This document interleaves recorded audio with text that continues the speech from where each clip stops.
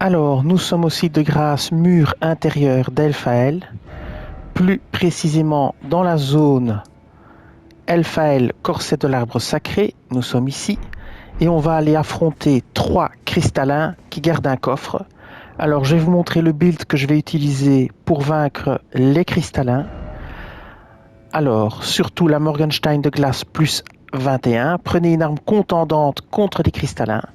Je vais utiliser l'écu bestial pour bloquer. Je vais utiliser la tenue de sentinelle de l'arbre avec l'arsenal de la grande jarre pour pouvoir la porter et garder une mobilité moyenne. Je vais utiliser le talisman de la hache pour améliorer les attaques chargées contre les cristallins. Je vais utiliser le talisman de pavois pour renforcer ma garde. Et je vais utiliser le médaillon d'ambre vert émeraude pour pouvoir bien bloquer.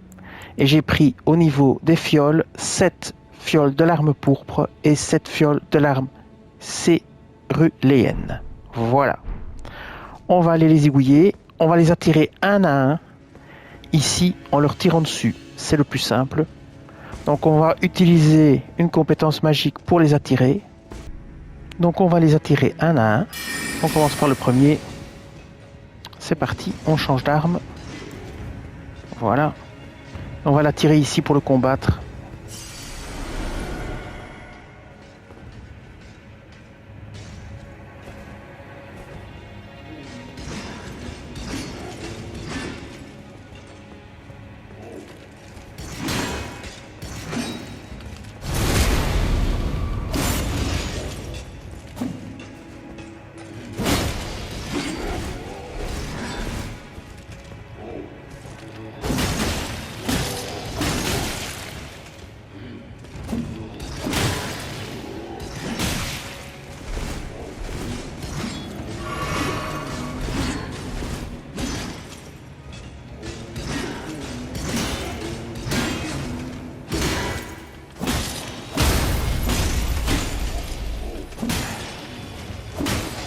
J'ai la putréfaction, mais je continue quand même.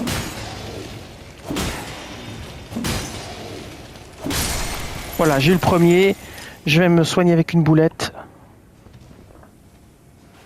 Voilà. On va faire le deuxième. Et j'ai parfois l'impression que c'est encore plus simple de le faire... Ouais, je ne sais pas, avec l'aile d'Astel. Bon, je vais me soigner. On va faire le deuxième, qui est du même type. On va la tirer ici. Oups, il ne faut pas tomber dans la zone. Voilà, on va la tirer ici. On est reparti pour un tour.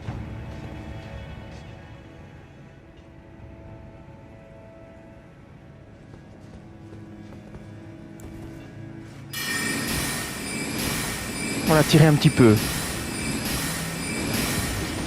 Voilà.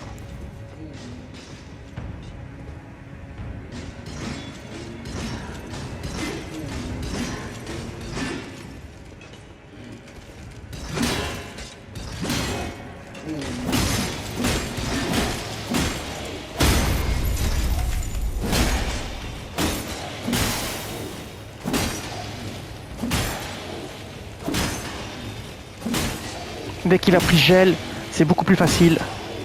Je vous conseille de mettre gel dessus. Hein. Moi j'ai mis gel. Dès qu'il est gelé, c'est beaucoup plus simple. Voilà. Je vous conseille de mettre gel sur votre Morgenstein comme j'ai fait. Gel de givre. Morgenstein de givre. De glace. Voilà. Je vous conseille vraiment de mettre ça dessus. Ça vaut la peine. Alors, on va encore se soigner un petit coup.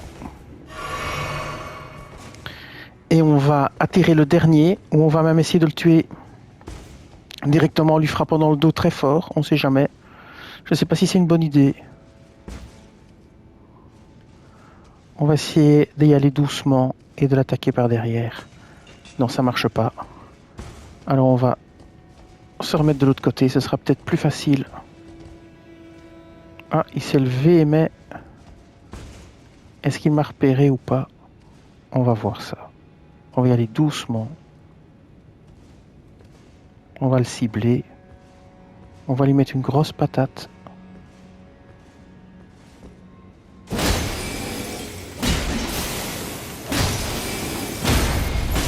Voilà. On continue, on matraque. Il est gelé, ça devrait aller. Shit. Je vais passer de l'autre côté. Ah, je me suis coincé. Voilà, je vais passer de l'autre côté. C'est simplement pour reprendre mes esprits, reprendre mon endurance, simplement. Voilà. Ok, lui, il est bien chiant.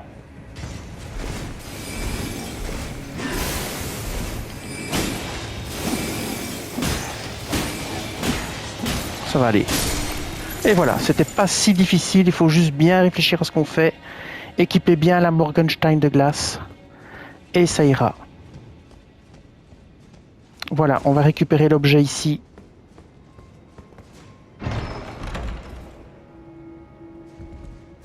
Et on obtient l'épée de cristal putréfié. Donc l'épée de cristal putréfié, et on va voir ce que ça vaut.